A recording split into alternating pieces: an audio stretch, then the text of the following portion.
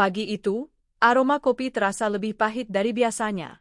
Bukan karena takaran gula yang kurang, tapi karena kebohongan yang menguar di udara, lebih pekat dari kabut Jakarta di musim hujan. Jadi, aku akan berangkat lusa, sayang. 2 minggu penuh, ujar Bagas, suamiku, sambil melipat serbet makannya. Aku mengangkat wajah dari cangkir tehku, memaksakan seulas senyum yang sudah kulatih berhari-hari di depan cermin. 2 minggu? Lama sekali, Mas. Tumben kantor menugaskanmu selama itu. Proyek besar di Surabaya, Rin, katanya, terlalu lancar. Matanya berbinar. Ah, Binar itu. Aku mengenali Binar itu, tapi dulu Binar itu ditujukan untukku. Sekarang, Binar itu ada untuk Sinta, sekretarisnya. Ini kesempatan emas untuk naik jabatan.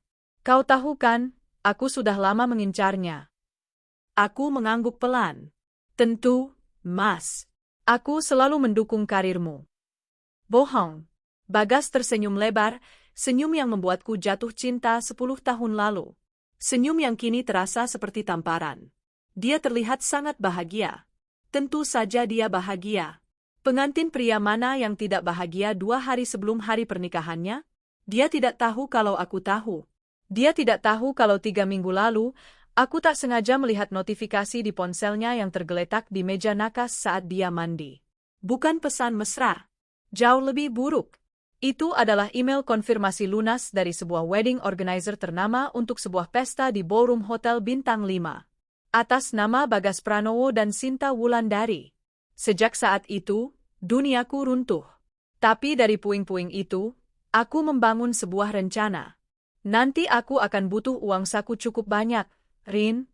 Lanjutnya, mencoba terdengar santai.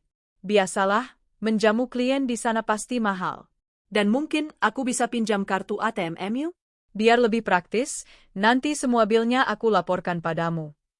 Disinilah puncaknya. Mahar dan pesta pernikahan mewah itu. Pakai uangku. Jantungku berdebar kencang, bukan karena gugup, tapi karena amarah yang kutahan. Aku tersenyum lebih manis. Tentu saja, Mas. Berapapun yang kamu butuhkan. Nanti aku siapkan uang tunai dan kartunya sekalian. Wah, kamu memang istri terbaik, serunya, bangkit dari kursi dan mencium keningku. Ciuman itu terasa dingin dan menjijikkan. Setelah sarapan, aku bantu Mas kemas barang, ya, tawarku. Tidak usah, sayang, nanti aku bisa sen. Harus, potongku lembut.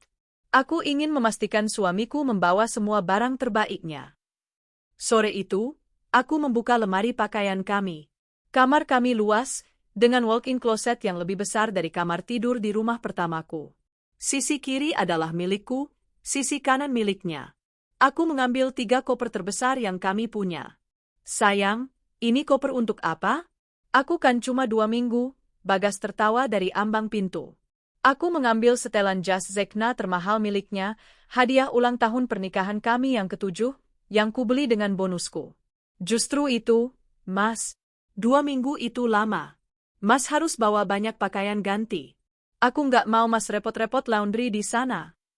Aku mulai memasukkan semua kemeja kerjanya, semua kaos kasualnya, sabuk kulit favoritnya, sepatu Keds koleksinya, bahkan semua pakaian dalamnya.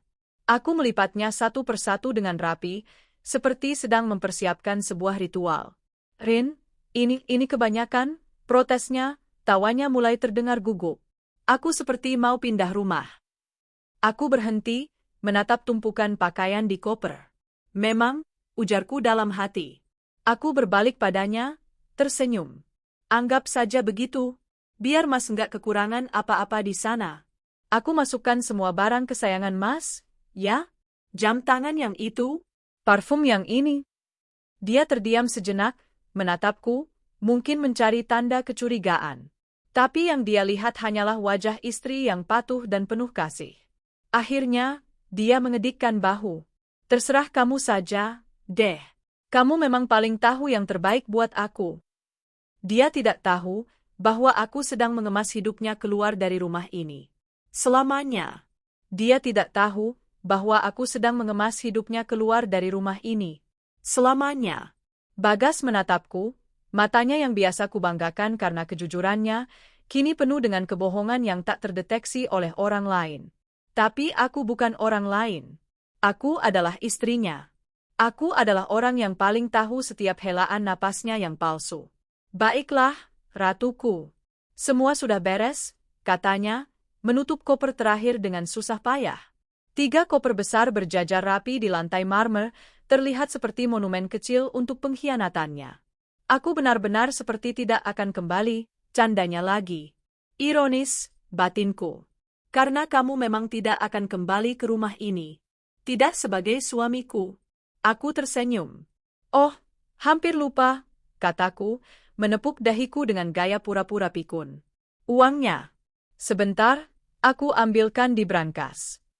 Aku berjalan ke ruang kerja pribadiku, dan Bagas mengikutiku seperti anak anjing yang patuh. Matanya mengawasi setiap gerakanku. Aku bisa melihat kilat keserakahan yang samar di sana. Dia pikir aku akan mengambil uang dari brankas perusahaan. Bodoh! Aku tidak akan mencampurkan urusan pribadi dengan bisnis keluargaku. Aku membuka brankas kecil yang tersembunyi di balik lukisan pemandangan sawah, lukisan favorit almarhum ayahku. Ini, kataku, menyerahkan beberapa gepok uang tunai yang masih terbungkus rapi. Mata Bagas melebar.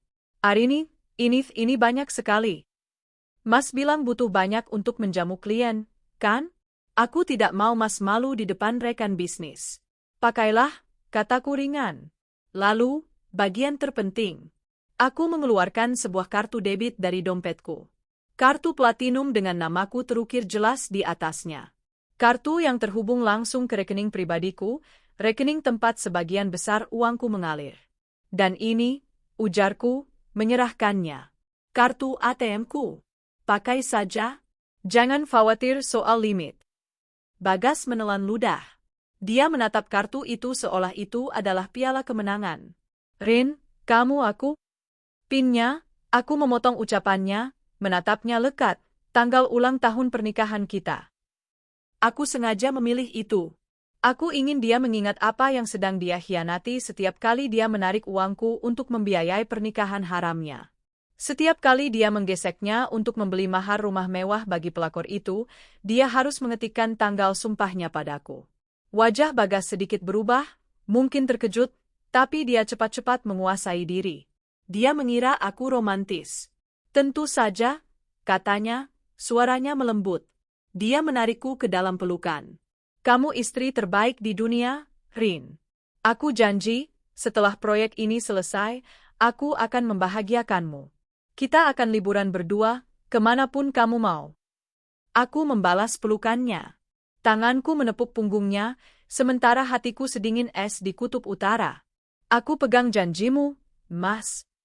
Nikmati uang itu, Bagas. Nikmati semua itu.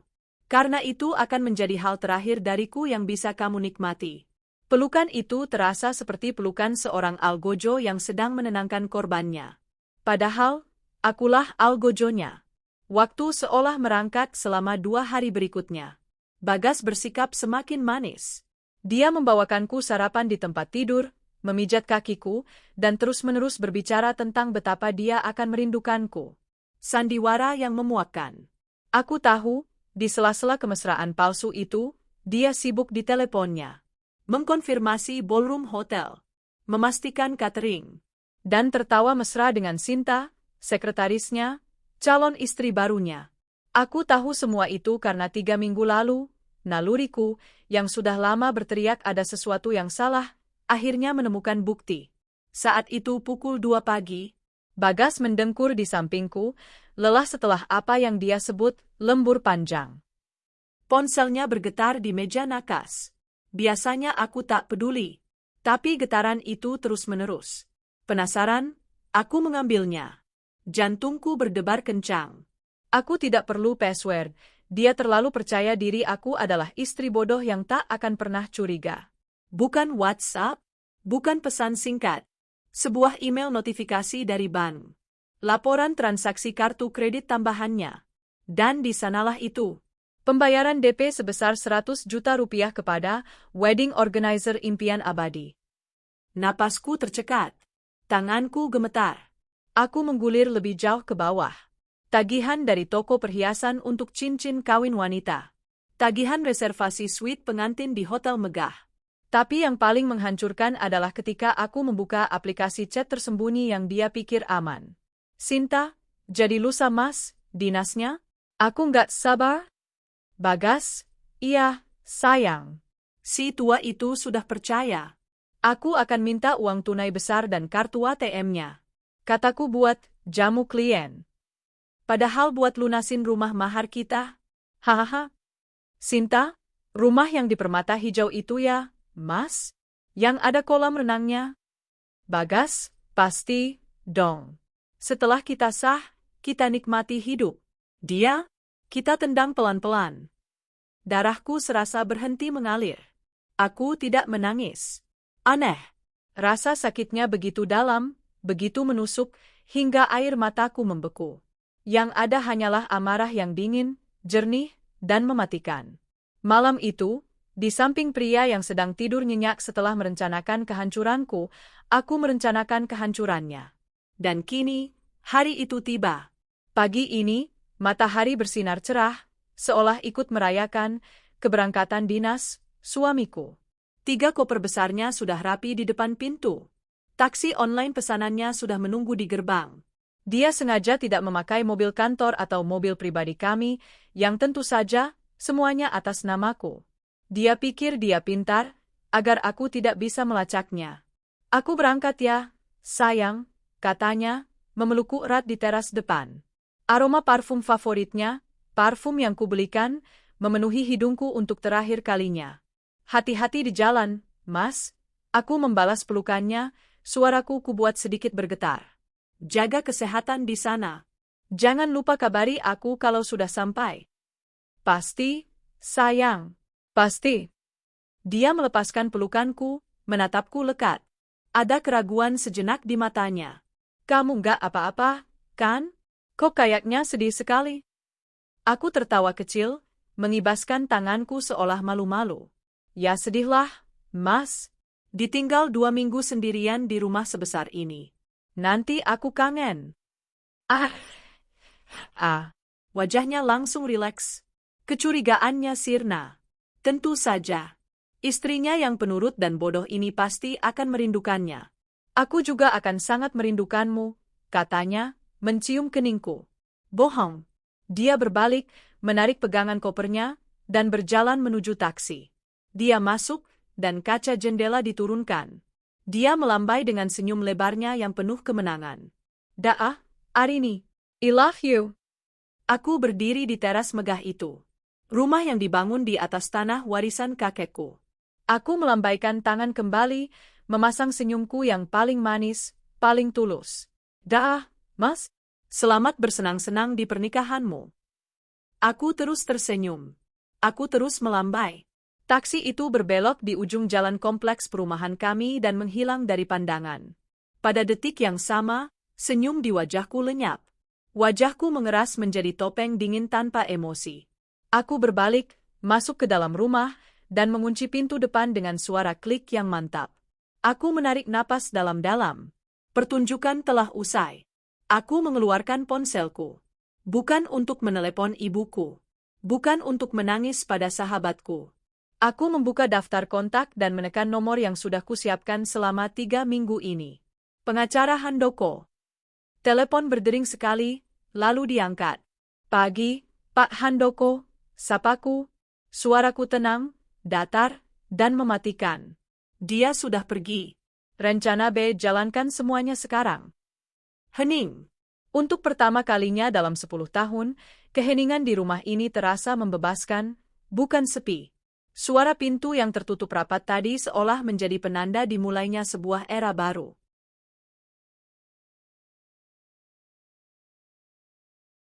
Arini tidak menangis. Air matanya sudah kering 3 minggu lalu, di malam dia menemukan tumpukan bukti digital itu. Malam itu, istri yang patah hati telah mati. Yang tersisa adalah Arini Setyadharma, putri tunggal Haris Setyadharma, pewaris tunggal Setyadharma Group, yang tidak dididik oleh ayahnya untuk menjadi bodoh. Dia berdiri di tengah ruang tamu yang luas, ponsel masih tergenggam erat. Panggilan pertama selesai. Pagi, Pak Handoko. Sapanya, suaranya tenang, datar, dan mematikan. Dia sudah pergi. Rencana B, jalankan semuanya sekarang. Di seberang sana, pengacara Handoko, pria yang telah mengabdi pada keluarganya selama 20 tahun, hanya menjawab singkat. Siap, Bu Arini. Semuanya sudah di tangan saya. Gugatan cerai. Daftarkan pukul 10 pagi ini, lanjut Arini, berjalan menuju ruang kerjanya. Gunakan alasan perselingkuhan dan penipuan. Semua bukti video, rekaman suara, dan transfer dana, lampirkan. Sudah disiapkan, Bu. Bagaimana dengan perusahaan? Arini duduk di kursi kulit besar milik ayahnya.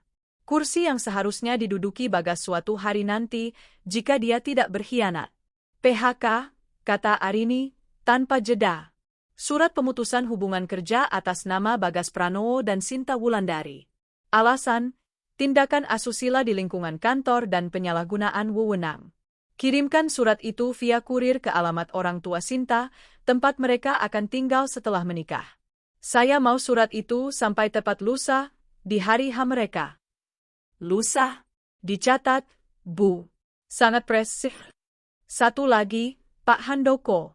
Rumah di Permata Hijau. Atas nama saya, yang dia janjikan sebagai mahar. Ya, Bu. Jual. Hari ini. Saya tidak peduli harganya. Terima penawaran tercepat yang masuk akal. Saya mau rumah itu sudah berpindah tangan sebelum akhir pekan. Uangnya, transfer ke rekening baru yang sudah Bapak siapkan. Baik, Bu Arini. Akan segera saya proses. Terima kasih, Pak Handoko. Arini menutup telepon. Napasnya teratur. Tidak ada keraguan. Ayahnya pernah berkata, Rini, dalam bisnis atau hidup, jika kamu harus memotong, potonglah dengan cepat dan bersih. Jangan biarkan membusuk. Maaf, Ayah. Aku membiarkannya membusuk selama 10 tahun. Tapi hari ini, aku akan melakukan amputasi. Panggilan kedua. Kali ini ke private bankernya. Halo, Pak Robert. Ini Arini Setiadharma. Pagi, Bu Arini. Ada yang bisa saya bantu? Saya sedang dalam perjalanan ke kantor Bapak. Tolong siapkan dokumennya. Saya mau memindahkan 99% dana dari rekening gabungan saya dengan Bagas ke rekening pribadi saya yang baru. Baik, Bu. Tapi bagaimana dengan kartu yang? Ya. Kartu ATM Platinum atas nama saya, yang saya berikan padanya pagi ini. Arini tersenyum tipis. Biarkan aktif. Sampai besok siang. Pak Robert terdengar bingung. Besok siang, Bu? Bukan diblokir sekarang? Tidak. Saya mau dia dan wanita itu merasakan euforia belanja. Saya mau mereka membayar lunas semua vendor pernikahan mewah mereka pakai uang saya. Saya mau mereka menggesek kartu itu untuk membeli gaun pengantin dan perhiasan terakhir. Biarkan mereka merasa menang, jelas Arini, suaranya dingin. Lalu, lanjutnya, tepat besok, pukul 14, saat mereka sedang sibuk-sibuknya gladi resik atau apapun itu, bekukan kartu itu. Dan semua kartu kredit tambahan atas namanya. Pastikan limitnya 0. Pastikan tidak ada 1 rupiah pun yang bisa dia tarik lagi. Ada jeda singkat. Pak Robert, seorang bankir veteran, akhirnya mengerti. Saya paham, Bu Arini. Sebuah kehormatan melayani Anda. Dokumen akan siap saat Anda tiba. Arini menutup telepon. Dia bangkit, mengambil kunci mobil konvertible miliknya, mobil yang jarang ia pakai karena Bagas bilang, terlalu mencolok. Dia berjalan melewati kamar tidur mereka. Dia berhenti sejenak di walk-in closet. Sisi kanan, tempat barang-barang Bagas dulu tergantung rapi, kini kosong melompong. Bersih. Seperti tidak pernah ada. Arini tertawa kecil. Tawa yang kering dan tanpa humor. Dia benar-benar telah mengemas semua jejak suaminya keluar dari rumah ini. Dia melihat ke cermin besar di ruangan itu. Wanita yang menatap balik bukanlah Arini yang penurut, yang selalu tersenyum dan mengiyakan, yang pura-pura tidak tahu suaminya lembur di mana. Wanita di cermin itu memiliki mata yang tajam, rahang yang tegas, dan ekspresi yang tak terbaca. Itu adalah Arini Setiadharma. Dia merapikan blazernya. Baiklah, Bagas, bisiknya pada bayangannya sendiri. Kamu bilang kamu butuh uang untuk dinas MU. Aku sudah berikan. Sekarang, lanjutnya, berjalan keluar dari ruangan itu tanpa menoleh ke belakang, saatnya aku yang bekerja.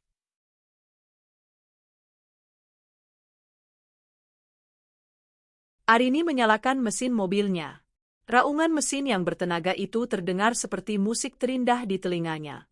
Sambil mengemudi keluar dari gerbang rumahnya, dia memutar sebuah lagu klasik yang mengalun pelan. Dia tidak akan pergi ke bank dulu. Ada satu tempat lain. Dia mengarahkan mobilnya ke kantor leasing tempat semua mobil mewah yang dipakai Bagas atas nama perusahaan terdaftar. Saya mau menarik semua fasilitas kendaraan atas nama Bagas Pranowo, katanya pada manajer operasional yang langsung menyambutnya. Termasuk sedan hitam yang sedang dibawanya keluar kota. Saya punya data GPS-nya. Silakan ambil unitnya. Segera.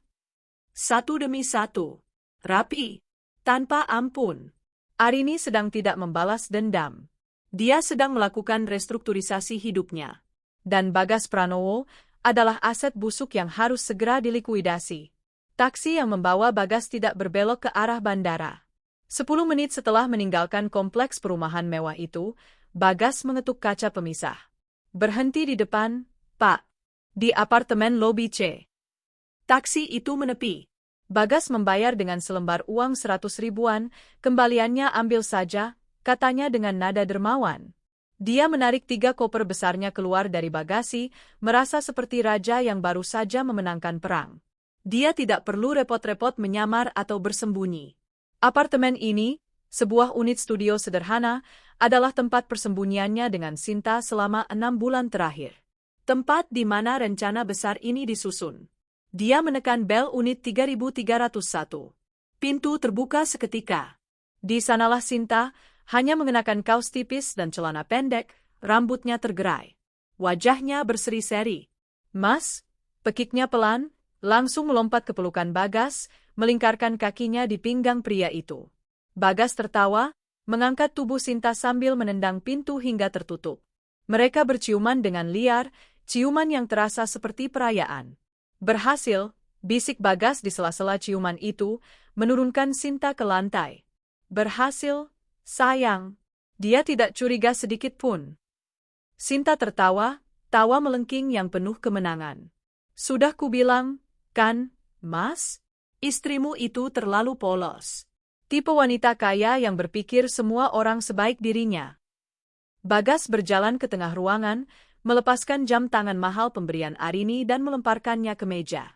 Polos itu kata yang terlalu halus. Bodoh, lebih tepatnya. Dia menunjuk ke 3 koper besar yang baru saja diseretnya masuk. Kau tahu? Dia bahkan membantuku berkemas. Dia memasukkan semua bajuku ke koper-koper ini. Katanya, biar Mas nggak repot laundry di sana. Hahaha. Sinta menutup mulutnya, pura-pura terkejut. Ya ampun. Dia benar-benar mengusirmu secara halus tanpa dia sadari. Tepat, seru Bagas. Dia mempermudah kepindahan kita, sayang. Mata Sinta lalu tertuju pada tas tangan yang dibawa Bagas. Itu? Bagas tersenyum licik. Dia membuka tas itu dan menumpahkan isinya ke atas tempat tidur. Beberapa gepok uang tunai yang tebal dan sebuah kartu platinum. Mata Sinta berbinar. Mas, itu? Seperti yang aku janjikan. Bagas mengambil kartu itu dan mengeluskannya di pipi Sinta. Kartu ATM Arini Setiadharma. Tanpa limit. Dia memberikannya begitu saja. Katanya, biar praktis. Ya Tuhan. Sinta merebut kartu itu, membolak-baliknya seolah itu adalah berlian langka. Pinnya? Jangan bilang dia. Oh, dia melakukannya. Potong Bagas, senyumnya semakin lebar. Dia bilang, pinnya tanggal ulang tahun pernikahan kami. Keduanya terdiam sejenak, lalu meledak dalam tawa. Menjijikkan, seru Sinta sambil tertawa. Dia benar-benar, astaga. Dia pikir itu romantis. Romantis sekali, timpal Bagas, memeluk Sinta dari belakang. Dia sedang mendanai pernikahan kita dengan kenangan cintanya. Indah sekali, bukan? Sangat indah, desah Sinta, bersandar di dada Bagas. Dia menatap kartu di tangannya. Jadi, apa rencana kita hari ini, calon suamiku? Pertama, kata Bagas, mengambil kunci mobil Sinta, mobil kreditan murah yang akan segera mereka singkirkan, kita ke Permata Hijau. Aku mau tunjukkan istana kita. Aku sudah ambil kuncinya dari laci kerja Arini kemarin. Kita akan ke sana sekarang, Pekit Sinta girang. Tentu. Aku mau kamu lihat mahar pernikahanmu. Setelah itu, lanjut Bagas, mengambil gepokan uang tunai dan kartu ATM itu, memasukkannya ke sakunya, kita ke butik. Bayar lunas gaun pengantin impianmu. Lalu kita ke wedding organizer, lunasi sisa tagihan gedung dan catering. Hari ini, kita habiskan uang si bodoh itu. Perjalanan ke Permata Hijau terasa seperti mimpi. Kompleks itu adalah salah satu yang termahal di pinggir kota. Bagas memarkir mobil Sinta di depan sebuah rumah minimalis modern yang sangat besar dengan 2 lantai dan kolam renang kecil di halaman belakang. Ini dia, sayang, kata Bagas, membuka gerbang. Mas, ini luar biasa. Sinta berlari masuk, matanya berkaca-kaca karena ambisi yang tercapai. Mereka masuk ke dalam rumah yang masih kosong itu. Gema langkah kaki mereka terdengar di ruangan yang luas. Mereka berlari dari kamar ke kamar, merencanakan di mana perabotan akan diletakkan. Di sini sofa beludru kita, seru Sinta dari ruang tamu. Dan di sana TV 80 inci. Bagas menyusulnya, memeluknya dari belakang sambil menatap ke arah taman lewat jendela kaca yang besar. Dan di kamar utama, bisiknya di telinga Sinta, kita akan merayakan kebebasan kita. Selamanya. Sinta berbalik dalam pelukan Bagas. Aku tidak percaya ini nyata, Mas. Percayalah, sayang. Ini baru permulaan. Sinta tersenyum, lalu ekspresinya berubah menjadi sedikit mencemooh. Kasihan sekali Arini, katanya pelan, seolah sedang memikirkan sesuatu yang lucu. Dia pasti sedang duduk sendirian di rumah besarnya, merajut atau apalah yang dilakukan istri-istri kuno, sambil menangis merindukan suaminya. Bagas tertawa terbahak-bahak. Tawa yang menggema di seluruh rumah kosong itu. Biarkan saja dia merajut. Sebentar lagi, dia akan sibuk merajut surat cerainya sendiri, kata Bagas. Ayo, masih banyak uang yang harus kita habiskan. Mereka meninggalkan rumah itu, bergandengan tangan, merasa tak terkalahkan. Selama sisa hari itu, kartu platinum Arini Setia Dharma bekerja keras. Gesek di butik desainer. Gesek di kantor wedding organizer. Gesek di toko perhiasan untuk gelang berlian yang Sinta inginkan sekali. Setiap kali transaksi berhasil, setiap kali struk tagihan keluar, mereka merasa semakin berkuasa. Mereka tidak tahu, di seberang kota, Arini sedang mengawasi setiap transaksi itu masuk ke notifikasi ponselnya, sambil tersenyum tipis. Gesek terus, sayang, gumam Arini pada layar ponselnya. Habiskan yang banyak. Buat pestamu semewah mungkin.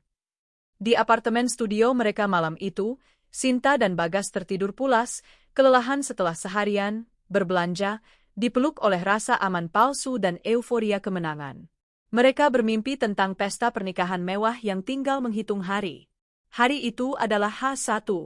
Sehari sebelum Bagas dan Sinta akan meresmikan perselingkuhan mereka di atas panggung kemewahan yang dibayar oleh air mata dan uang Arini. Suasananya penuh gairah dan antisipasi.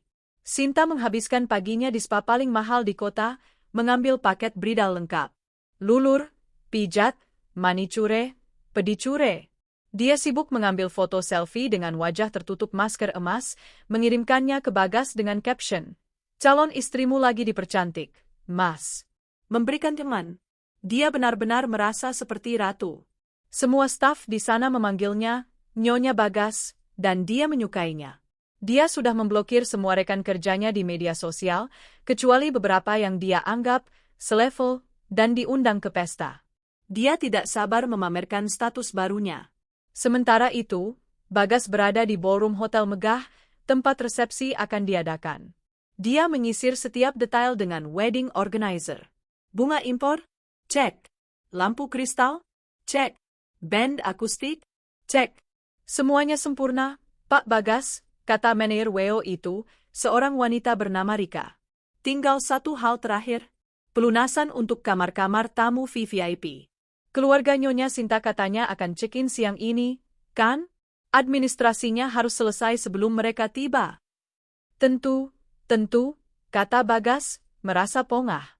Dia adalah pria yang memegang kendali. Berapa totalnya? Rika menyebutkan angka puluhan juta. Bagas hanya tersenyum. Angka segitu bukan apa-apa. Mereka berjalan ke meja resepsionis hotel. Bagas mengeluarkan kartu kredit tambahan atas namanya, kartu yang terhubung ke rekening Arini, yang biasa ia pakai untuk keperluan kantor. Dia menyerahkannya dengan gaya kasual. Tolong, ya. Resepsionis itu tersenyum, menggesek kartu. Senyumnya sedikit memudar. Dia menggesek lagi. Mohon maaf, Pak Bagas, kata resepsionis itu pelan, mencoba sopan. Kartunya ditolak. Senyum Bagas langsung hilang. Ditolak? Apa maksudmu? Itu kartu platinum.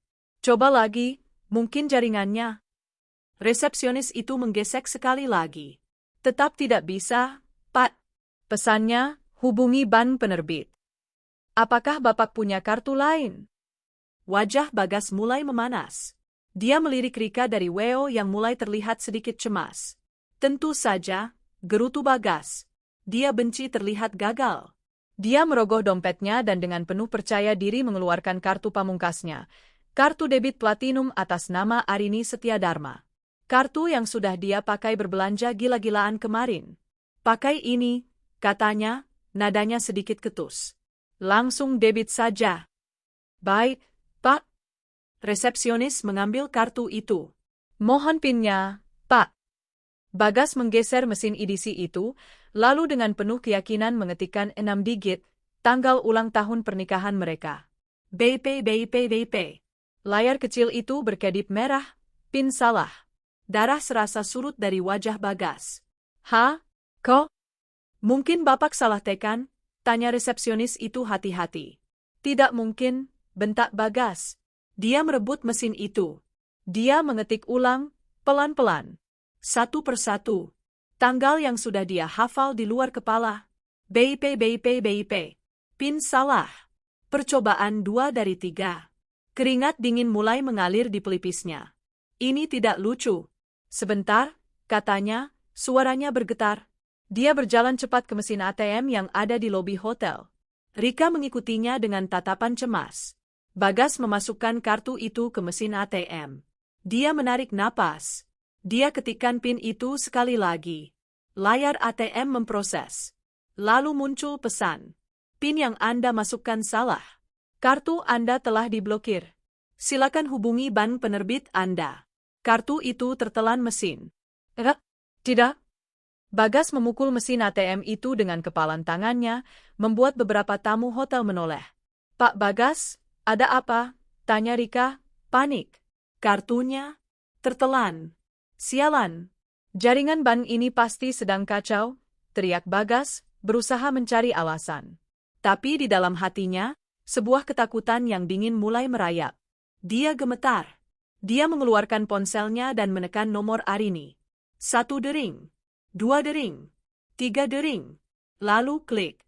Nomor yang Anda tuju sedang dialihkan ke layanan kotak suara. Dia mematikan panggilan itu.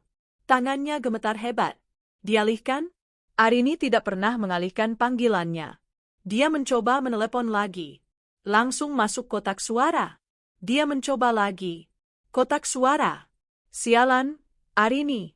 Angkat teleponnya, desisnya panik. Dia beralih menelepon Sinta, yang masih di spa. Halo, sayang. Suara Sinta terdengar riang dari seberang. Gimana? Udah beres semua? Sin, ada masalah, kata Bagas cepat, suaranya tercekat. Kartunya Arini diblokir. Tertelan ATM. Teleponnya juga nggak aktif, dialihkan terus. Keriangan di suara Sinta langsung lenyap. Apa? Diblokir? Kok bisa? Terus gimana kita bayar kamar hotel keluarga aku? Mereka udah di jalan, Mas. Tenang. Aku lagi urus, bohong Bagas. Dengar, kita masih punya sisa uang tunai yang kemarin, kan?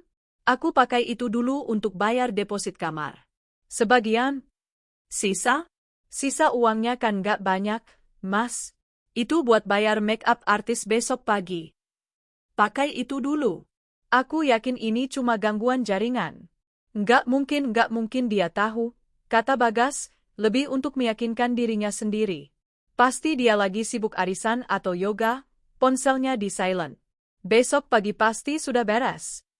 Sinta terdiam sejenak. Kamu yakin, Mas? Aku kok jadi nggak enak hati ya? Yakin. Sudah, kamu lanjut saja perawatannya. Jangan panik. Semuanya akan baik-baik saja, tegas Bagas. Besok adalah hari pernikahan kita. Tidak ada yang bisa merusaknya. Bagas menutup telepon. Dia kembali ke resepsionis dengan wajah pucat, mengeluarkan sisa uang tunai dari dompetnya.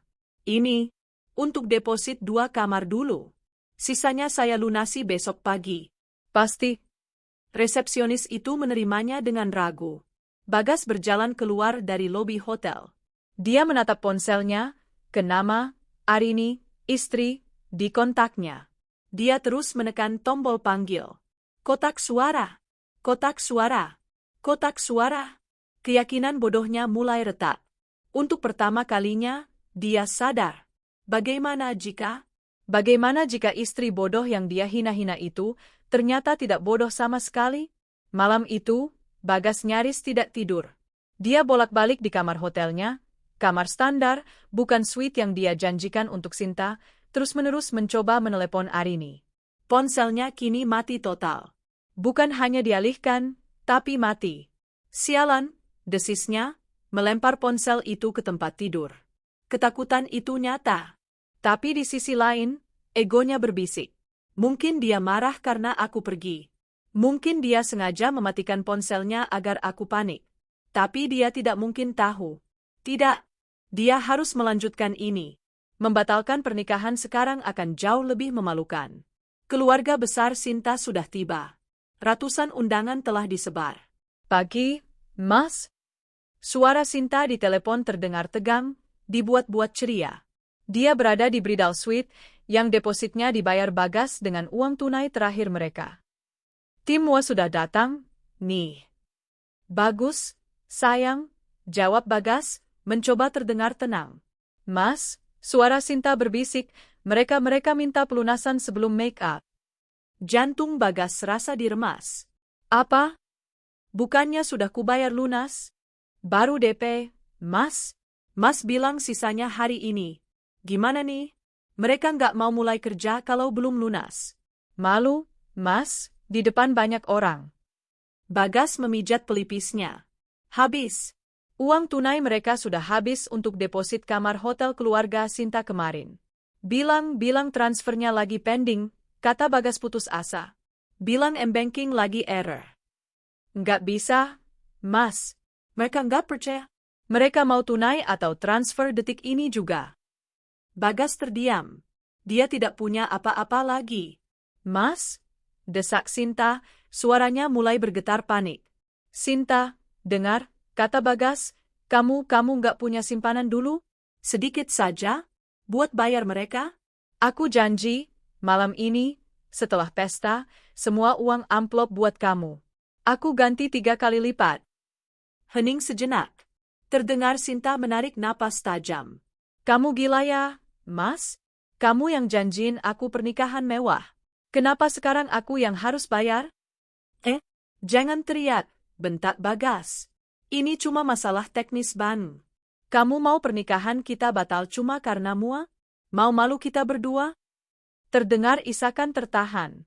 Oke, desis Sinta. Oke. Aku pakai kartu kreditku. Tapi awas kamu, Mas.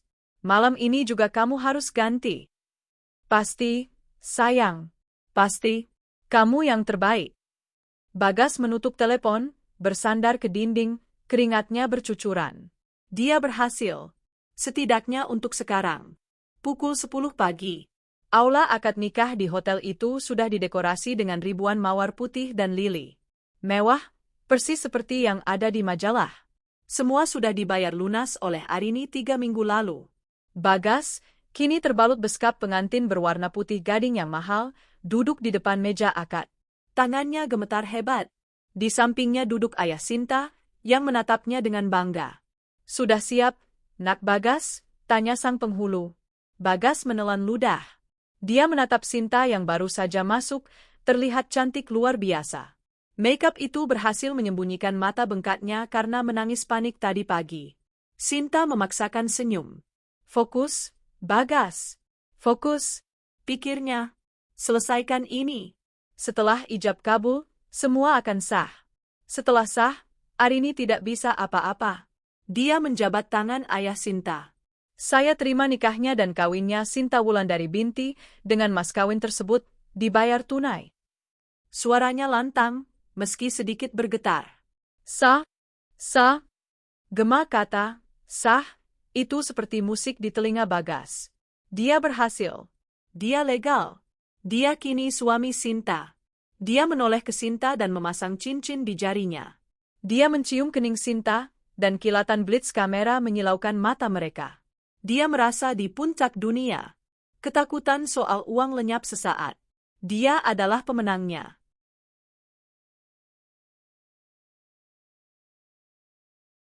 Malam harinya, pesta resepsi adalah definisi dari kemegahan. Ballroom hotel megah disulap menjadi taman ajaib. Makanan melimpah di setiap sudut. Ratusan tamu, kebanyakan rekan bisnis Bagas, yang sebenarnya adalah relasi Arini dan keluarga besar Sinta, berdecak kagum. Orang tua Sinta adalah yang paling bahagia. Mereka berdiri di pintu masuk, menyalami tamu-tamu penting, merasa status sosial mereka terangkat. Putri kami, Sinta, menikah dengan Pak Bagas Pranowo, kata mereka berulang kali dengan bangga. Di atas pelaminan emas yang megah, Bagas dan Sinta duduk seperti raja dan ratu. Luar biasa, Mas, bisik Sinta, matanya berbinar melihat kemewahan di sekelilingnya. Kepanikan paginya sudah terlupakan. Apa ku bilang? Balas Bagas, senyumnya lebar. Dia melirik ke kotak angpau besar di sudut yang mulai terisi. Masalah kecil tadi pagi, lupakan saja. Malam ini, kita adalah pasangan paling bahagia di kota ini. Mereka berdansa. Mereka memotong kue pernikahan setinggi 7 tingkat. Mereka tertawa dan berfoto. Untuk beberapa jam, mereka benar-benar lupa. Mereka lupa bahwa semua kemewahan ini dibangun di atas pondasi kebohongan. Mereka lupa bahwa ada seseorang di luar sana yang sedang mengawasi, menunggu waktu yang tepat. Saat pesta hampir berakhir, saat para tamu terakhir mulai berpamitan, Bagas merasa lega. Dia berhasil. Dia menang. Dia mendapatkan istri muda yang cantik, pesta yang luar biasa, dan, dia pikir, akan segera mendapatkan uang angpau yang melimpah. Ayo, sayang, bisiknya pada Sinta, waktunya kita ke suite pengantin. Sinta terkikik. Mereka berjalan meninggalkan ballroom, bergandengan tangan, merasa tak terkalahkan. Mereka tidak tahu bahwa mimpi indah itu akan berakhir tepat di balik pintu kamar mereka. Honeymoon suite itu adalah puncak kemewahan. Lebih besar dari apartemen studio Sinta. Kelopak mawar ditebar di atas spray sutra. Sebotol sampanye mahal terdingin dalam ember perak di sudut ruangan. Bagas menutup pintu kamar dengan bunyi klik yang memuaskan. Akhirnya, kita berhasil, desah Bagas, melonggarkan dasi kupu-kupunya. Sinta terkikik, menendang lepas sepatu hak tingginya yang menyiksa. Aku masih tidak percaya, Mas. Pesta itu, ya Tuhan, semua orang membicarakannya. Dia berlari dan menjatuhkan dirinya ke tempat tidur, tenggelam dalam kelopak mawar. Akhirnya, Nyonya Bagas Pranowo. Bagas tersenyum, kelegaan membanjirinya. Kepanikan soal kartu yang diblokir terasa seperti kenangan jauh. Paling-paling Arini marah karena teleponnya tidak diangkat, jadi dia blokir sementara. Besok aku urus. Malam ini, dia hanya ingin menikmati kemenangannya. Dia melirik kotak angpau besar yang dibawa oleh staf hotel ke sudut kamar. Nanti kita hitung itu, kata Bagas, mendekati Sinta. Sekarang, waktunya. Tok, tok, tok. Sebuah ketukan tajam dan sopan di pintu menginterupsi mereka. Bagas mengerang. Siapa sih, malam-malam begini? Room service? Sinta cemberut. Abaikan saja, Mas. Tok, tok, tok. Ketukan itu lebih tegas. Sialan, gerutu Bagas. Dia berjalan ke pintu dan membukanya dengan kesal. Seorang bellboy hotel berdiri di sana, tersenyum ramah. Di atas trolinya, ada sebuah kotak kado yang sangat besar dan elegan. Dibungkus kertas perak mewah dengan pita satin hitam pekat. Selamat malam, Pak Bagas, Nyonya Sinta, sapa bellboy itu. Selamat atas pernikahannya. Ya, terima kasih. Ada apa ini? Tanya Bagas, tidak sabar. Sebuah paket hadiah, Pak. Diantar sore tadi oleh kurir khusus. Ada instruksi sangat jelas untuk diantar ke kamar Bapak tepat pukul 11 malam. Tidak boleh lebih cepat, tidak boleh terlambat. Sinta, penasaran, bangkit dari tempat tidur dan berjalan ke pintu. Wow, besar sekali. Dari siapa, Mas? Bagas menatap bellboy itu. Dari siapa? Bellboy itu mengangkat sebuah kartu kecil yang tergantung di pita. Dia membacanya dengan jelas, sebuah hadiah pernikahan spesial untuk Bagas dan Sinta dari Ibu Arini Setiadharma. Hening. Senyum Sinta lenyap. Wajah Bagas mengeras. Udara di lorong itu terasa mendingin. Arini, desis Sinta, matanya menyipit. Berani sekali dia. Mau apa lagi dia? Pamer kalau dia masih peduli. Bagas tidak mengatakan apa-apa. Jantungnya yang tadi tenang kini mulai berdebar kencang. Baik, katanya pada bellboy itu, suaranya datar. Bawa masuk. Bellboy itu mendorong troli masuk, meletakkan kotak itu di meja kopi, membungkuk hormat, lalu pergi. Kini, hanya mereka berdua dan kotak misterius itu. Buka, Mas, kata Sinta, menyilangkan tangan di dada. Aku ingin lihat apa yang dikirim oleh istri tuamu itu. Paling-paling vas bunga murahan. Tangan Bagas sedikit gemetar. Dia menarik pita hitam itu. Pita itu terlepas dengan mulus. Dia membuka tutup kotak itu. Di dalamnya, tergeletak di atas bantalan satin hitam, ada 3 benda. Sebuah tablet terbaru, masih mengilap. Sebuah amplop coklat tebal berlogo firma hukum. Sebuah amplop putih tebal berlogo Setiadharma Group. Tablet? Sinta tertawa sinis. Dia pikir kita tidak mampu beli. Bagas mengambil tablet itu.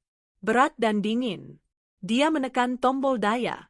Layar itu menyala seketika. Tidak ada menu utama. Tidak ada aplikasi. Hanya satu file video yang langsung berputar otomatis dengan suara maksimal. Video itu dimulai. Itu adalah rekaman CCTV dari lift di kantor mereka. Tanggalnya, 6 bulan lalu. Di layar, Bagas terlihat menarik Sinta ke sudut lift yang sepi, menciumnya dengan buas. Mas, pekit Sinta, wajahnya pucat. Video berganti. Kali ini rekaman dari kamera tersembunyi di sebuah restoran mewah. Tanggal, 2 bulan lalu. Saat Bagas seharusnya rapat dengan klien di luar. Suara mereka terdengar jernih. Suara Sinta, kapan kamu ceraikan si tua itu, Mas? Aku bosan main sembunyi-sembunyi. Suara Bagas, sabar, sayang. Kita kuras dulu uangnya. Dia itu lumbung emas kita. Biarkan dia bayar semua tagihan kita, baru kita tendang. Video berganti lagi. Rekaman audio chat mereka. Suara Bagas, aku akan bilang mau dinas. Aku akan minta kartu ATM-nya. Ku bilang buat jamu klien, padahal buat bayar lunas rumah mahar kita. Hahaha. Suara Sinta, hahaha, istri paling bodoh sedunia. Aku nggak sabar pindah ke rumah baru kita. Satu persatu, semua pengkhianatan mereka, semua hinaan mereka, semua rencana busuk mereka, diputar ulang di depan mata mereka. Wajah Bagas seputih kertas. Sinta mundur beberapa langkah, tangannya menutup mulut, matanya terbelalak ngeri. Dia tahu, bisik Sinta, suaranya bergetar. Dia tahu selama ini. Video itu berakhir. Layar menjadi hitam, lalu muncul tulisan putih sederhana. Selamat menikmati pernikahan kalian. AS. Tablet itu jatuh dari tangan Bagas ke karpet tebal. Sunyi. Hanya suara napas mereka yang terengah-engah. Tangan Bagas yang gemetar hebat kini meraih amplop pertama. Amplop coklat dari kantor hukum Handoko All Partners. Dia merobeknya. Di dalamnya ada setumpuk dokumen resmi. Di halaman paling depan, tertulis dengan huruf kapital tebal. Gugatan cerai. Di bawahnya, tertera stempel basah Pengadilan Agama, tertanggal 2 hari yang lalu. Gugatan itu telah didaftarkan bahkan sebelum Bagas pergi. Alasannya, perselingkuhan berat, zina, dan penipuan. Tuntutannya, tidak ada pembagian harta gonogini sepeser pun. Semua aset kembali ke Arini. Cerai. Gumam Bagas kosong. Sinta, kini histeris, menyambar amplop kedua. Amplop dari Setyadharma Group. Ada 2 surat di dalamnya. 1 untuknya, 1 untuk Bagas. Dia membuka surat atas namanya. Surat pemutusan hubungan kerja, PHK. Diberhentikan dengan tidak hormat, baca Sinta, suaranya naik 1 oktav. Terhitung sejak tanggal surat ini, atas dasar tindakan asusila berat di lingkungan kerja dan pelanggaran etika perusahaan. Dia melihat ke surat Bagas. Isinya sama. Dipecat, jerit Sinta. Kita dipecat, Mas. Kita dipecat. Sampahnya masih mendingin di embernya. Kelopak mawar masih berserakan indah di tempat tidur. Tapi euforia itu telah menguap. Kebahagiaan lenyap dalam sekejap, digantikan oleh teror yang dingin dan menusuk. Pernikahan mewah itu hanyalah sebuah panggung. Dan mereka berdua adalah badut utamanya. Arini tidak hanya tahu. Dia telah merencanakan semuanya. Jeritan Sinta menggema di suite pengantin itu, memantul di antara dinding berlapis sutra. Tapi jeritan itu cepat terganti oleh keheningan yang memekakkan telinga. Keheningan di mana mereka berdua bisa mendengar detak jantung mereka sendiri yang berpacu ketakutan. Bagas menatap kosong ketiga benda di meja, tablet yang kini layu, surat cerai yang dingin, dan surat PHK yang brutal. Dia tidak bisa bergerak. Ini bukan sekadar ketahuan. Ini adalah eksekusi. Sinta, di sisi lain, bergetar hebat. Enggak mungkin. Enggak mungkin. Ini pasti mimpi buruk. Mas, bilang sesuatu. Mas, pekiknya, mengguncang lengan Bagas. Bagas hanya bisa menggeleng pelan. Dia tahu, bisik Bagas, suaranya serak. Arini, dia tahu semuanya. Sejak awal. Telepon di meja nakas berdering. Suaranya yang tajam membelah keheningan, membuat mereka berdua tersentak kaget. Bagas menatap telepon itu seolah itu adalah seekor ular. Sinta memekik. Jangan diangkat. Tapi Bagas, dengan gerakan seperti robot, mengangkat gagang telepon. Halo? Selamat malam, Pak Bagas Pranowo. Suara di seberang terdengar formal dan sedingin es. Itu Tuan Hartono, manajer hotel. Mohon maaf mengganggu malam pernikahan Anda.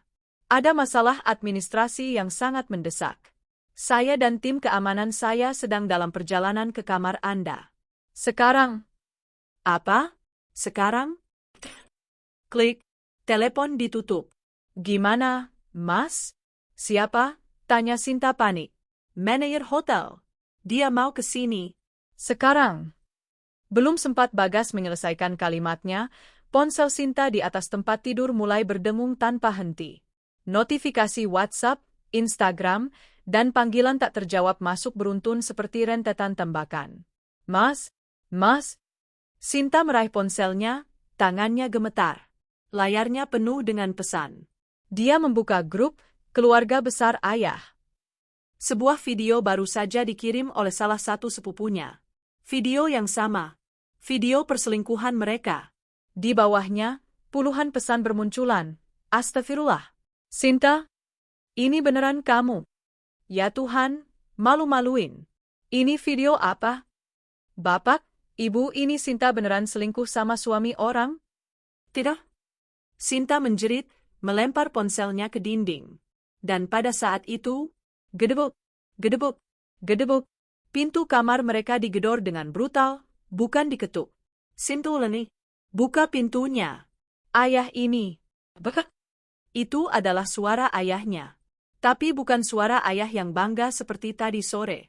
Itu adalah raungan pria yang terluka dan murka.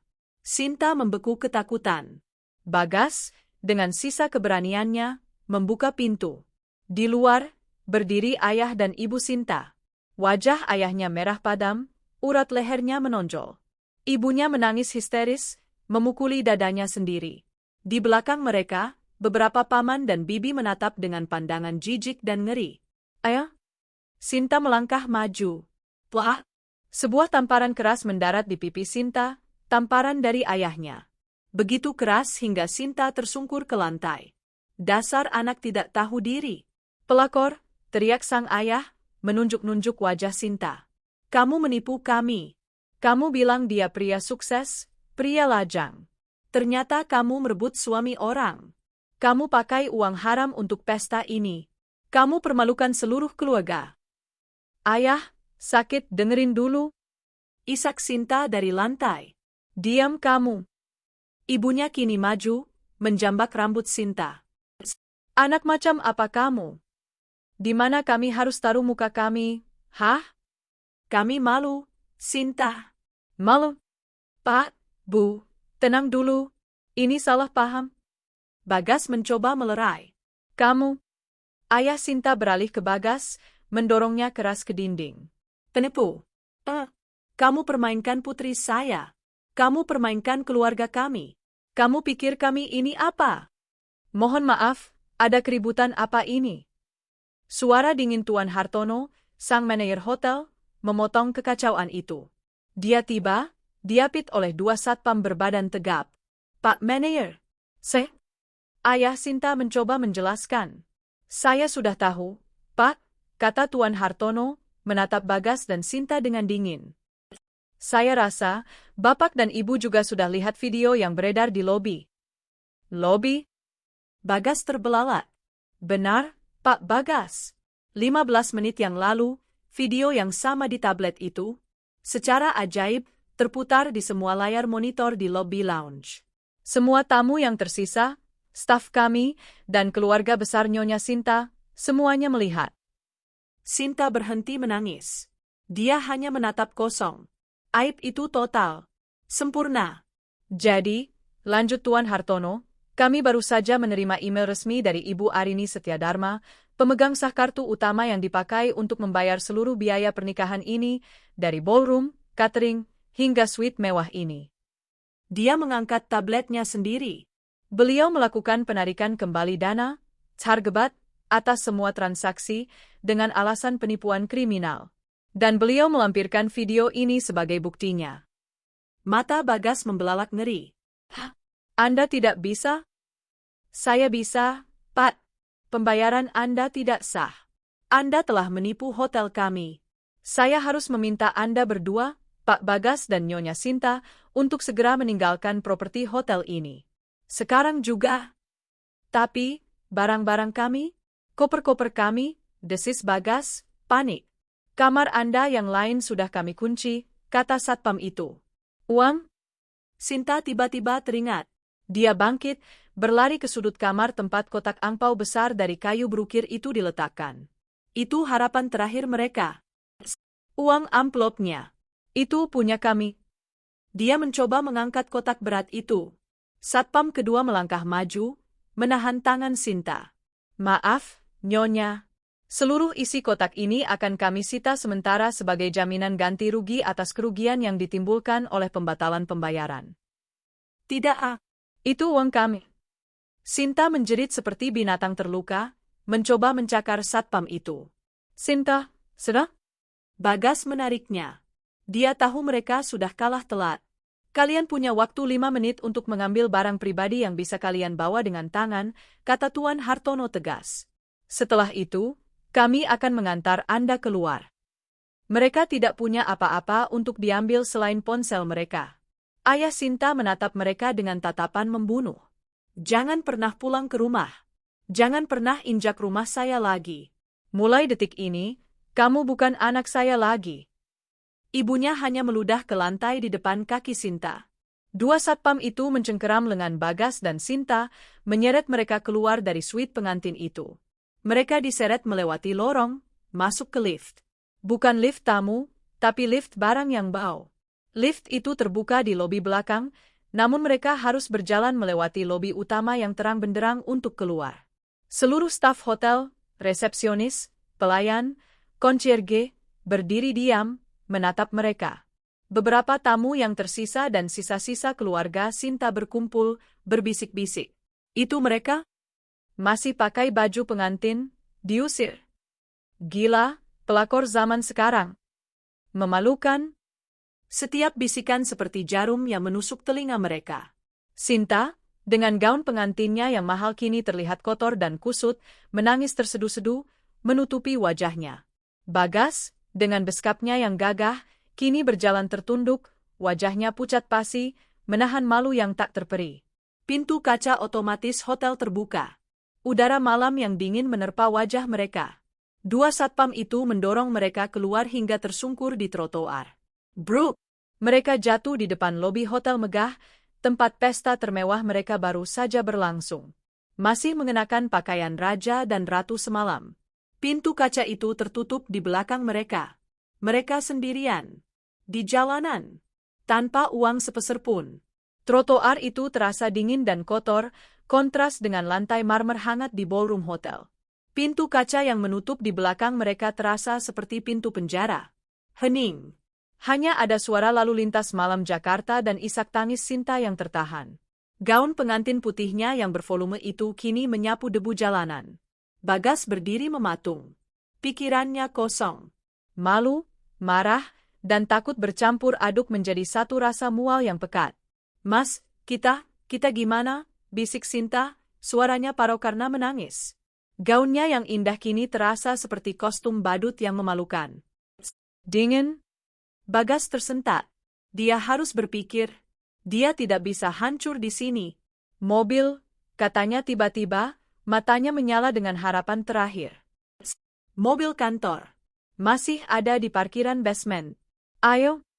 Bagas menarik tangan Sinta. Mereka berlari kecil, atau lebih tepatnya, Sinta tertatih-tatih dengan gaunnya, menuju pintu masuk parkir basement hotel. Harapan itu memberi mereka sedikit kekuatan. Seorang satpam yang berjaga di pos portal parkir langsung menghentikan mereka. Maaf, Pak, Bu. Mau kemana? Tanyanya, tatapannya curiga. Dia jelas mengenali mereka sebagai pengantin yang diusir. Mobil saya. Di dalam, bentak Bagas, mencoba terdengar berwibawa. Sedan hitam B1 SYG. Minggir. Satpam itu tidak bergeming. Dia memeriksa clipboardnya di bawah cahaya lampu pos yang redup. B1 SYG, atas nama Bagas Pranowo, fasilitas dari Setyadharma Group. Ya, itu saya, seru Bagas, tidak sabar. Satpam itu menggeleng pelan, matanya menatap mereka dengan campuran kasihan dan cemooh. Maaf, Pak. Mobil itu sudah diambil oleh pihak liasing tadi sore. Tepatnya, pukul 17. Diambil? Pekit Bagas. Diambil atas dasar apa? Saya tidak menunggak. Perintah langsung dari pemilik utama aset, Pak. Ibu Arini Setyadharma. Beliau menarik semua fasilitas perusahaan atas nama Bapak. Kaki Bagas serasa lemas. Lututnya gemetar. Dia bersandar ke dinding pos satpam. Habis. Harapan terakhir mereka untuk melarikan diri dengan sedikit harga diri telah dipotong. Arini tidak melewatkan satu detail pun. Dia sudah merencanakan ini berhari-hari. Tadi sore, saat Bagas sedang bersiap-siap untuk akad nikahnya, mobilnya sedang ditarik. Sinta, mendengar kabar itu, kembali menangis. Kali ini lebih keras, raungan putus asa yang memilukan. Terus kita gimana, Mas? Nggak punya apa-apa. Kita nggak punya apa-apa. Orang-orang yang lewat mulai memperhatikan. Sepasang pengantin yang menangis histeris di pos parkir hotel adalah pemandangan yang langka. Diam, Sin. Diam. Bikin malu, desis Bagas, menariknya menjauh dari pos satpam, kembali ke trotoar yang gelap. Malu? Jerit Sinta. Kita sudah malu, Mas. Kita sudah hancur. Gara-gara kamu. Kamu bilang aman. Kamu bilang dia bodoh. Siapa yang bodoh sekarang? Hah? Mereka berdiri di pinggir jalan raya, diterangi lampu jalan. Sepasang raja dan ratu yang baru saja dilengsarkan paksa dari tahta mereka. Kini, hanya ada satu pilihan. Satu tempat terakhir. Rumah, kata Bagas, suaranya serak. Rumah siapa? Rumahku? Aku sudah diusir ayah. Bukan. Rumah kita, kata Bagas. Rumah mahar di Permata Hijau. Rumah itu, kuncinya masih di aku. Dia merogoh saku beskapnya. Dan benar saja. Di sanalah itu. Segerombol kunci rumah mewah itu, yang dia curi dari laci kerja Arini. Mata Sinta melebar. Mas, kamu yakin? Rumah itu kan, atas nama dia. Dia mungkin lupa soal kunci ini, kata Bagas, keyakinannya kembali sedikit. Kita ke sana. Malam ini kita tidur di sana. Besok kita pikirkan lagi. Ke sana naik apa? Isak Sinta. Dompetku, tasku, semua disita hotel. Uangmu? Bagas memeriksa sakunya. Kosong. Habis untuk deposit kamar keluarga Sinta. Malam itu, mereka adalah dua orang terkaya dalam balutan busana termahal, namun tak punya uang sepeser pun untuk ongkos. Bagas menelan ludahnya. Harga dirinya sudah terkoyak, tak ada lagi yang tersisa untuk diselamatkan. Dia melihat sebuah becak yang mangkal tak jauh dari mereka. Pengemudinya tampak setengah tertidur. Tunggu sini, desis Bagas. Dia berjalan ke tukang becak itu. Pak? Tukang becak itu terbangun, mengucek matanya. Dia terkejut melihat seorang pria berbeskap pengantin di depannya. Loh, Mas? Pengantin? Kok jalan kaki? Pak, tolong, suara Bagas bergetar. Dia benci melakukan ini. Antar kami ke perumahan Permata Hijau. Dompet saya tertinggal di hotel. Saya janji, Pak. Sampai di rumah, saya bayar 5 kali lipat. Tukang becak itu memicingkan matanya, curiga. Tapi dia melihat Sinta yang terduduk di trotoar, gaunnya kotor, menangis. Hatinya luluh. Ya sudahlah, Mas. Kasihan pengantin baru kok begini, katanya. Naiklah. Perjalanan itu adalah perjalanan terpanjang dan paling memalukan dalam hidup mereka.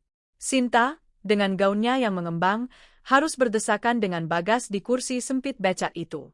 Setiap kayuhan becak terasa seperti sebuah ejekan. Orang-orang di jalan menoleh. Beberapa tertawa. Beberapa menunjuk. Pengantin naik becak tengah malam, dengan wajah sembab. Setelah hampir 1 jam, mereka tiba di gerbang megah Permata Hijau. Itu, Pak, rumah yang itu, tunjuk Bagas, penuh harap. Yang paling besar di tikungan. Becak berhenti. Bagas dan Sinta melompat turun. Tunggu di sini, Pak. Saya ambil uangnya, teriak Bagas. Dia berlari ke gerbang, Sinta tertatih di belakangnya. Dia memasukkan kunci ke lubang kunci gerbang. Tidak bisa berputar. Sialan, gerutunya. Dia mencoba lagi, mengoyangnya dengan paksa. Biar aku, Mas. Sinta mendorongnya. Saat itulah mereka menyadari sesuatu. Gemboknya berbeda. Ini gembok baru yang besar dan berkilau. Dan di gerbang itu, tergantung sebuah spanduk yang tadi tidak terlihat dalam gelap. Bagas menyalakan senter ponselnya, mengarahkan ke spanduk itu. Telah terjual pemilik baru. Dilarang masuk tanpa izin. Terdual? Suara Sinta lebih pelan dari bisikan. Tiba-tiba, lampu taman menyala. Sensor gerak. Dan dari dalam halaman, gonggongan anjing yang buas menyalak, membuat mereka terlonjak kaget. Lampu di lantai atas rumah menyala. Jendela terbuka. Seorang pria berkepala botak berteriak keluar. Hah? Siapa itu? Malingnya? Pergi kali sebelum saya lepaskan anjing saya. Pak, tunggu, teriak Bagas, panik. Ini rumah saya. Saya Bagas. Ada salah paham. Rumah kamu. Pria itu tertawa. Gila kamu ya. Saya beli rumah ini lunas dari Ibu Arini Setiadharma. Baru serah terima kemarin. Pergi. Mas, dia jual rumahnya. Sinta terduduk di aspal, energinya habis total. Dia tertawa, tawa histeris yang menakutkan. Hahaha, dia jual semuanya, kita nggak punya apa-apa. Tukang becak yang mendengar keributan itu sadar dia telah ditipu. Wah, dasar penipu, teriaknya, marah. Katanya rumahnya. Mau kabur ya kalian? Bayar saya. Pak, saya nggak punya uang, Pak. Bagas memohon. Nggak bisa. Saya udah capek ngayuh jauh-jauh. Bayar. Mata tukang becak itu tertuju pada satu-satunya benda berharga yang tersisa di tubuh Bagas. Jam tangan mahal di pergelangan tangannya. Hadiah ulang tahun dari Arini. Sini jam tangan kamu. Tukang becak itu tidak menunggu jawaban.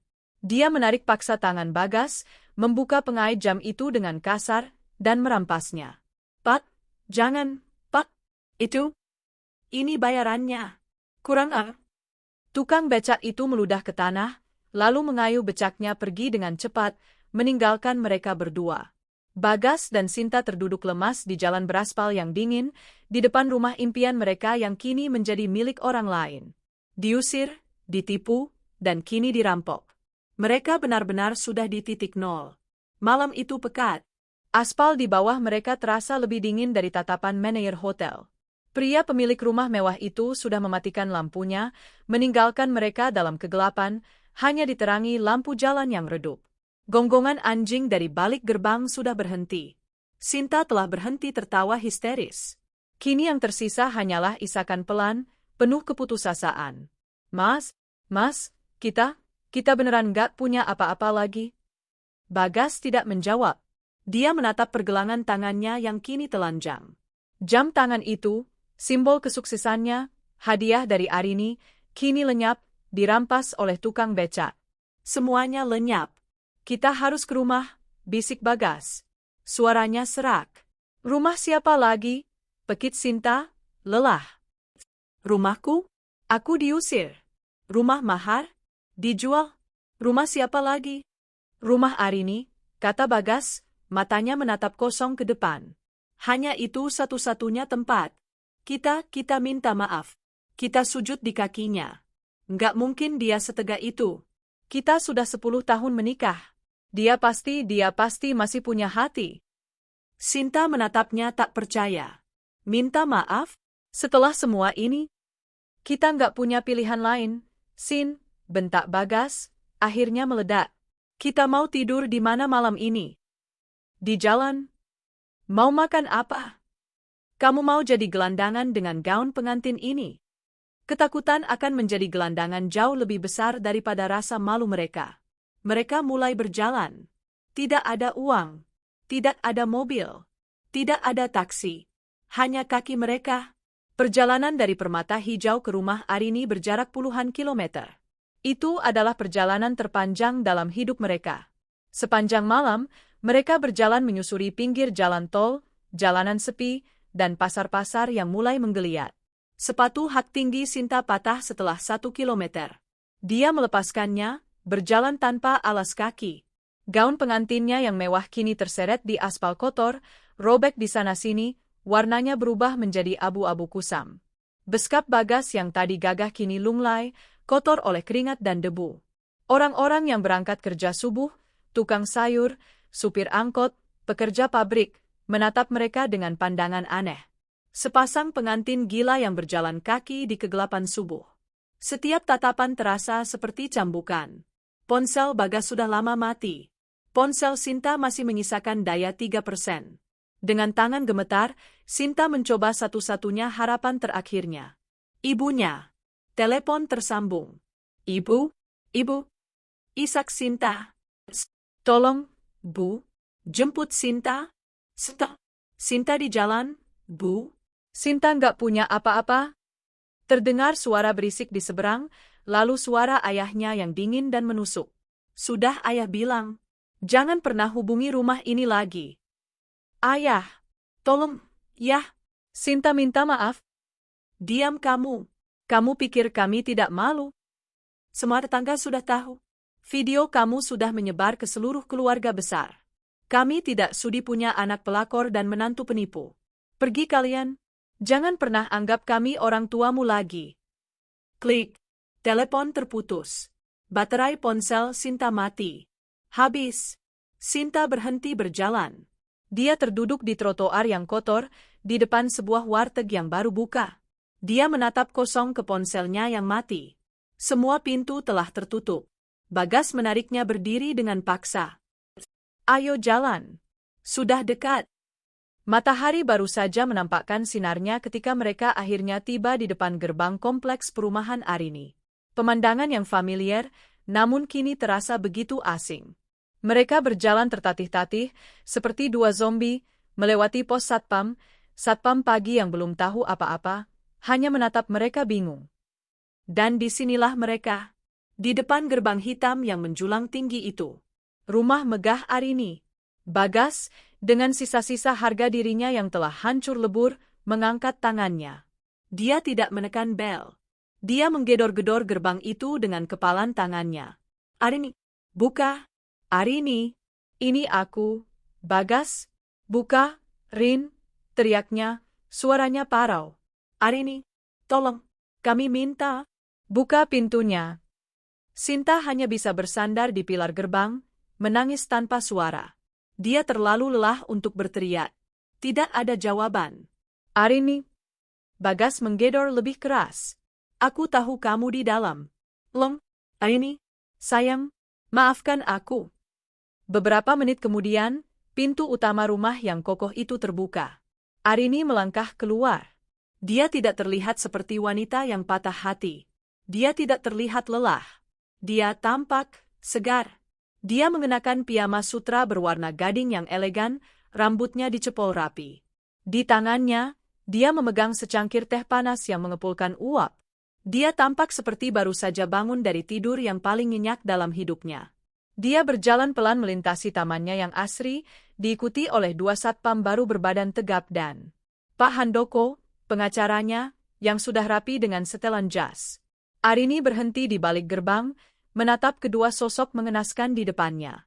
Tatapannya tenang, dingin, seolah sedang mengamati serangga. Bagas, sapanya, suaranya datar. Sudah selesai, dinasnya? Cepat sekali. Katanya 2 minggu. Bagas terkesiap, melihat Arini yang begitu tenang dan berkuasa, sementara dia kotor dan hancur, membuatnya sadar betapa bodohnya dia. Arini, saya ngelem. Bagas berlutut di depan gerbang, menggapai jeruji besi itu. Maafkan aku. Aku hilaf, Rin. Aku dibutakan oleh dia. Tolong, beri aku satu kesempatan lagi. Ini rumahku juga. Arini tertawa kecil. Tawa yang sama sekali tidak lucu. Rumahmu, ulangnya. Rumah ini dibangun di atas tanah warisan kakekku. Setiap batu batanya dibayar oleh Setia Dharma Group. Tidak ada 1 rupiah pun uangmu di sini, Bagas. Dia menoleh ke Sinta, yang kini ikut bersujud di aspal yang kotor. Mbak Arini, saya mohon. Mbak? Isak Sinta. Saya minta maaf, saya rela diceraikan Mas Bagas, saya rela pergi, tapi tolong, Mbak, kami lapar, kami belum makan dari semalam. Mata Arini menyipit. Lapar? Bukankah kamu baru saja menikmati pesta pernikahan termewah di kota? Bukankah kamu sudah mencicipi semua catering bintang 5 yang, omong-omong, aku yang bayar? Arini, jangan begini, Rin. Bagas menangis sungguhan. 10 tahun kita, apa itu nggak ada artinya buat kamu? 10 tahun? Wajah Arini mengeras. 10 tahun itu sudah kamu bakar habis saat kamu mengetik PIN, tanggal pernikahan kita, untuk membayar mahar pelakor ini. 10 tahun itu sudah kamu tukar dengan 3 koper yang aku kemaskan untukmu. Dia memberi isyarat pada Pak Handoko. Sang pengacara melangkah maju, menyelipkan beberapa lembar dokumen melalui celah gerbang. Surat cerai itu sudah didaftarkan, kata Arini dingin. Semua aset atas namaku sudah dibekukan dan diamankan. Termasuk rumah ini. Kamu tidak punya apa-apa lagi. Bagas menatap dokumen di tangannya dengan nanar. Arini berbalik, hendak melangkah pergi. Arini tunggu, teriak Bagas putus asa. Lalu kami harus kemana? Arini berhenti di depan pintu rumahnya. Dia tidak menoleh, hanya sedikit memiringkan kepalanya. Aku sudah mengemas semua barangmu, ingat? Kamu tidak punya apa-apa lagi di sini. Dia melirik Sinta yang masih tersungkur di tanah. Sekarang, kata Arini, suaranya terdengar jelas di udara pagi yang jernih. Silakan pergi dari hidupku. Dan jangan pernah ganggu aku lagi. Dia membuka pintunya, lalu berhenti sejenak, seolah baru teringat sesuatu. Oh, dan Bagas, Sinta, Dia akhirnya menoleh, dan untuk pertama kalinya pagi itu, dia tersenyum. Senyum yang sama manisnya seperti saat dia melepas Bagas pergi dinas. Selamat menempuh hidup baru. Silakan kalian nikmati pernikahan kalian yang indah. Mungkin di bawah kolong jembatan. Klik. Pintu itu tertutup. Terdengar suara kunci otomatis yang mengunci dengan mantap. Di luar, Bagas dan Sinta tetap membeku. Di tangan Bagas ada surat cerai. Di tubuh mereka melekat baju pengantin yang kini compang-camping dan bau. Matahari mulai meninggi, menyinari aib mereka untuk dilihat seluruh dunia. Mereka tidak punya apa-apa. Mereka bukan siapa-siapa. Mereka hanya punya satu sama lain, dan itu adalah hukuman terberat dari semuanya. 6 bulan kemudian, udara di dalam ruangan itu terasa pengap dan panas. Hanya ada satu kipas angin kecil yang berputar lesu di sudut, bunyinya berderit, seolah ikut mengeluhkan nasib. Ini adalah sebuah kamar kontrakan petak berukuran 3x4 meter di gang sempit di balik pasar. Cat dindingnya sudah mengelupas, menebarkan bau lembab. Sinta, yang dulu berkulit terawat dan berambut salon, kini terlihat kusam. Rambutnya diikat asal-asalan. Dia sedang mengucek pakaian di ember plastik dengan kasar. Kuku-kukunya yang dulu dimanikur rapi, kini patah dan kotor. Airnya mati lagi, desisnya, memukul ember itu dengan kesal. Di atas kasur kapuk tipis di lantai, Bagas berbaring menatap langit-langit.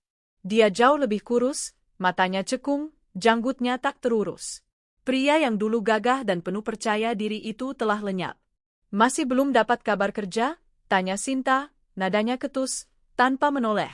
Belum, jawab Bagas, suaranya datar. Siapa yang mau mempekerjakan aku? Nama kita berdua sudah hancur. Diberhentikan tidak hormat karena asusila. Beritanya menyebar di semua grup HRD. Terus kita mau makan apa? Uang hasil jual cincin kawin kita sudah habis buat bayar sewa bulan ini. Diam, Sin, bentak Bagas, akhirnya bangkit duduk. Kamu pikir aku tidak pusing? Ini semua juga gara-gara kamu yang serakah. Terus-terusan mendesakku. Aku?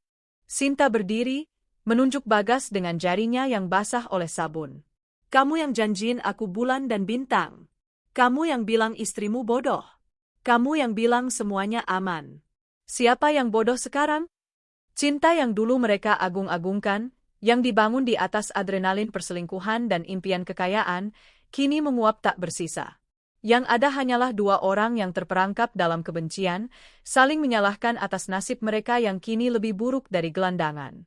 Tiba-tiba, dari televisi 14 inci milik tetangga sebelah, yang suaranya terdengar jelas menembus dinding tipis, sebuah program berita bisnis menyiarkan sesuatu yang membuat mereka berdua membeku. Dan sebuah pencapaian luar biasa diraih oleh Setyadharma Group. Di bawah kepemimpinan CEO barunya, Ibu Arini Setyadharma, perusahaan berhasil. Bagas dan Sinta serempak menoleh ke arah dinding, seolah bisa melihat menembusnya. Suara presenter itu berlanjut, memuji visi Arini yang brilian, strategi bisnisnya yang tajam, dan kesuksesannya membawa perusahaan menembus pasar Asia Tenggara. Sinta perlahan terduduk kembali di lantai yang dingin. Air mata kepahitan mengalir di pipinya yang kusam. Arini, wanita yang mereka hina sebagai si tua bodoh, kini berada di puncak dunia, dihormati dan dikagumi. Sementara mereka, membusuk di dasar jurang yang mereka gali sendiri. Kalimat terakhir Arini terngiang kembali di telinga mereka, nikmati pernikahan kalian di bawah kolong jembatan. Inilah kolong jembatan itu. Di tempat lain, di rumah megah yang kini terasa lebih lapang dan damai, Arini baru saja menyelesaikan rapat virtual dengan investornya di Singapura. Dia menutup laptopnya. Ruang kerjanya kini tertata ulang. Bersih, minimalis, dan penuh cahaya. Walk-in closet yang dulu terbagi dua, kini sepenuhnya miliknya, dipenuhi koleksi pakaian kerja dan gaun-gaun cantiknya. Tidak ada jejak Bagas tersisa. Dia menyeduh secangkir teh chamomile favoritnya, teh yang sama yang diminumnya di pagi hari dia mengusir mereka. Dia berjalan ke balkon kamarnya, menatap taman yang terawat sempurna di bawah sinar senja. Udara terasa sejuk. Dia tidak lagi memikirkan Bagas. Dia tidak lagi memikirkan Sinta. Mereka bukan lagi kemarahan atau kesakitan. Mereka hanyalah selembar kwitansi kerugian yang sudah dia arsipkan dan lupakan. Dia sudah melewati proses perceraian yang cepat. Dia sudah membersihkan namanya. Dan dia sudah mengambil alih perusahaan keluarganya dengan tangan yang jauh lebih kokoh dari ayahnya dulu. Arini menyesap tehnya. Dia melihat bayangannya sendiri di pintu kaca besar di depannya. Seorang wanita yang kuat, tenang, dan utuh. Dia tidak tersenyum sinis. Dia tidak tersenyum penuh kemenangan. Dia hanya tersenyum. Senyum tulus seorang wanita yang akhirnya bebas. Rumahnya telah bersih, dan hidupnya baru saja dimulai. 2 tahun kemudian, sebuah mobil konvertible sport berwarna merah marun melaju dengan tenang di jalanan ibu kota, atapnya terbuka, membiarkan angin sore menerpa rambut pengemudinya. Arini Setyadharma. Dia terlihat berbeda, bukan hanya karena potongan rambutnya yang kini lebih pendek dan tegas, atau kacamata hitam desainer yang membingkai wajahnya. Ada aura ketenangan dan kekuasaan yang tak terbantahkan. Dia baru saja pulang dari peresmian pabrik baru Setyadharma Group, dan kini sedang dalam perjalanan menuju akhir pekan yang santai di vilanya. Dia berhenti di sebuah persimpangan lampu merah yang padat, di area yang agak kumuh di pinggir kota. Dia sedang mengambil jalan pintas. Musik jazz pelan mengalun dari speaker mobilnya. Sambil menunggu lampu hijau, dia memeriksa notifikasi di jam tangan pintarnya. Tuk, tuk, tuk. Seseorang mengetuk jendela mobilnya. Arini sedikit terkejut. Dia menoleh. Di samping mobilnya yang mengilap, berdiri seorang wanita. Tubuhnya kurus kering, kulitnya dekil terbakar matahari. Rambutnya kusam dan diikat berantakan. Dia mengenakan kaos oblong yang sudah pudar warnanya dan celana jeans robek, bukan robekan karena mode. Di tangannya, wanita itu memegang beberapa bungkus kerupuk gendar. "Mbah, kerupuknya, Mbah, 10.003? Suaranya serak dan pelan, nyaris tak terdengar. Arini menurunkan sedikit kacamata hitamnya. Matanya menatap lurus ke wajah wanita itu. Dunia seakan berhenti berputar sejenak. Wanita itu adalah Sinta. Sinta belum mengenali Arini. Dia hanya melihat seorang wanita kaya di mobil mewah. Dia menunduk, takut ditolak. "Mbak buat makan?" Lirihnya lagi. Arini terdiam. Dia tidak merasakan amarah. Dia tidak merasakan kasihan. Dia hanya mengamati. Mengamati apa yang tersisa dari wanita yang dulu begitu cantik dan angkuh, yang telah bersekongkol untuk menghancurkannya. Sinta, merasa tidak diacuhkan, mengangkat wajahnya, mencoba tersenyum memelas. Saat itulah matanya bertemu dengan mata Arini. Napas Sinta tercekat. Bungkus-bungkus kerupuk itu berjatuhan dari tangannya yang gemetar. Wajahnya pucat pasi, matanya terbelalak ngeri. Dia seperti melihat hantu. Dia mundur selangkah, lalu 2 langkah, tersandung kakinya sendiri. "Tidak mungkin," bisiknya, menggelengkan kepala. Di seberang jalan, seorang pria yang sedang mengatur parkir liar, mengenakan rompi oranye kotor, melihat keributan itu. Dia melihat Sinta menjatuhkan dagangannya. "Sinta, goblok kamu!" teriaknya, suaranya parau dan penuh amarah. Kerupuknya jatuh. "Mau ganti pakai apa kamu?" Pria itu berlari menyeberang jalan, tidak peduli pada klakson mobil. Dia menjambak lengan Sinta dengan kasar. "Dasar istri nggak becus. Jual gitu aja nggak bisa." Itu Bagas. Dia tidak lagi memiliki postur tegap seorang eksekutif. Tubuhnya bungkuk, wajahnya kasar, dan matanya penuh dengan kekosongan yang telah berubah menjadi kebrutalan. Dia bahkan tidak melihat ke arah mobil Arini. Dia terlalu sibuk memaki Sinta. Lampu berubah hijau. Arini mengangkat kembali kacamata hitamnya, menutupi matanya yang tak berekspresi. Dia tidak mengatakan sepatah kata pun. Dia tidak membunyikan klakson. Dia tidak memberi mereka uang. Dia hanya menginjak pedal gas. Mobil merah marun itu melaju dengan mulus, meninggalkan persimpangan itu, meninggalkan 2 sosok yang masih bertengkar di pinggir jalan, memperebutkan kerupuk yang kotor. Di kaca spion, Arini bisa melihat Bagas mendorong Sinta hingga terduduk di trotoar. Arini menaikkan volume musiknya. Angin menerbangkan rambutnya. Dia mengemudi menuju jalan tol, menuju akhir pekannya, tanpa menoleh ke belakang lagi.